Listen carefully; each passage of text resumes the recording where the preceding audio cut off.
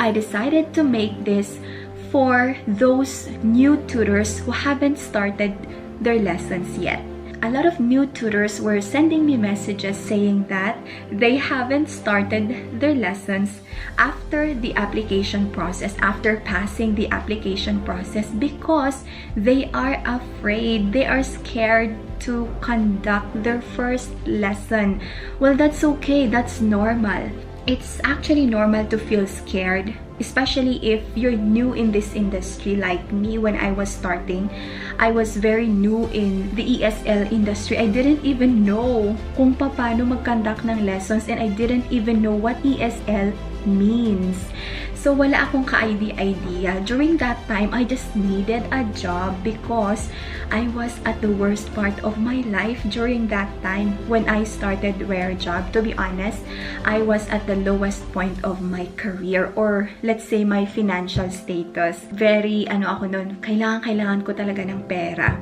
That's what motivated me to apply and to conduct my lessons immediately after passing the interview or after passing the application process. Of course, it's normal to be afraid because we might commit mistakes or we might disappoint our students or worse, ourselves. That's okay. That's normal. Okay lang yan. Wala namang perfect in the beginning, diba? Lahat naman tayo nag-uumpisa sa pagkukumit ng mistakes. When I was starting, during my first day of being an ESL tutor in rarejob, I opened all my lesson slots because I thought, since I was new, I thought that the students wouldn't book all of my lesson slots. But I was so surprised na fully booked ako. Oh my gosh, anong gagawin ko ngayon? Kasi fully booked. I was very afraid na baka hindi ko magawang maayos yung mga lessons ko kasi I didn't even study the lesson materials. I didn't even review what kind of lesson materials my students are requesting. So, hindi ko talaga alam. Wala talaga akong ka-idea. Pero, of course, nandyan na yan.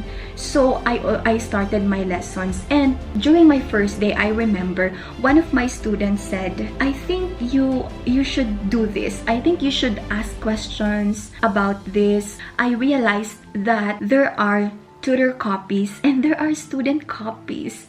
Diba? So I didn't even know na meron palang separate copy yung student and merong copy yung tutors. So hindi ko nakita yung lesson guides. Diba? So worse yun. I felt so sad that my student was able to notice that because that student has been taking rarejob lessons regularly.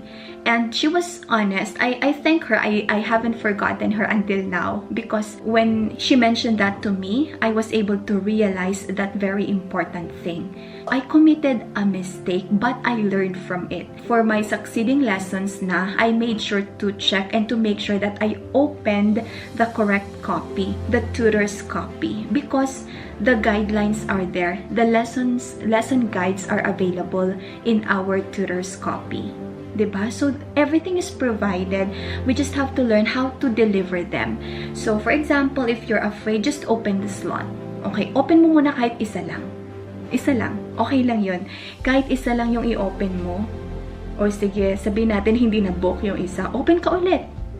Once your student booked that first lesson of yours, open the student's profile. You will see there the student's material. So, makikita mo doon kung ano yung material na gagawin niya or gagamitin niya. At least you will still have time to review. So, hindi ka magiging katulad ko noon na hindi ako nag-review. So, at least ikaw, pwede kang mag-review ngayon. Alam mo, mahirap talaga pagka nag-uumpisa tayo sa lahat ng trabaho.